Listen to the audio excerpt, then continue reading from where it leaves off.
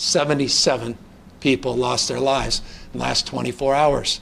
We saw an increase of 1,443 new positive tests. And I'll remind you, if you've been tested once, that doesn't mean you can, disabuse yourself either. ICU numbers went down 1.4% yesterday. The total number of people in hospitals went up slightly, 1.1%. Again, those numbers you see bouncing back and forth within that margin, 1-2% every single day, but stability for weeks and weeks and weeks.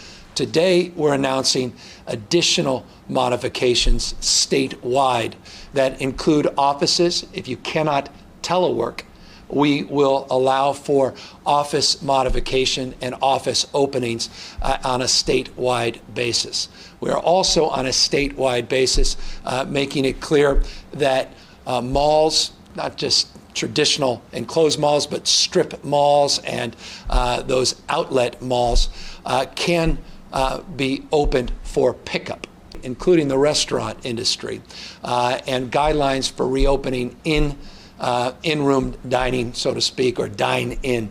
We decided not to be prescriptive in that perspective. We worked with our health officials and to provide flexibility on spacing. What we want is physical distancing.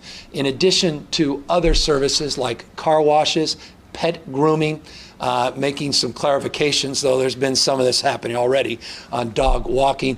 All of these areas also are being modified statewide. What I mean by statewide is the following. The statewide order affords the opportunity for local government to come in to conform with those guidelines. But one can choose. Region like the Bay Area and the 6 counties can choose to be a little bit more prescriptive and restrictive. Parts of Southern California, LA, and others the same. We have also put that up on that covid19.ca.gov website. So you'll see guidelines statewide updated, and you'll see guidelines county by county. Today can announce that Duke County and El Dorado now is able to move deeper into that phase 2. I should note that we have been in contact with 27 counties.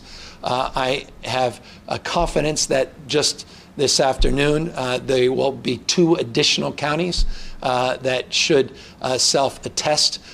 They're working through more formal votes at their local counties, and I wanted today to give you a report card on that. We have now surpassed 1 million tests conducted. Just in the last 24 hours, we were able to conduct over 41,000 tests. Also want to remind people it was the site that we are providing, the COVID-19 site. Those test sites are free. There are pop-up sites. Some of them may charge your insurance, may charge you out of pocket.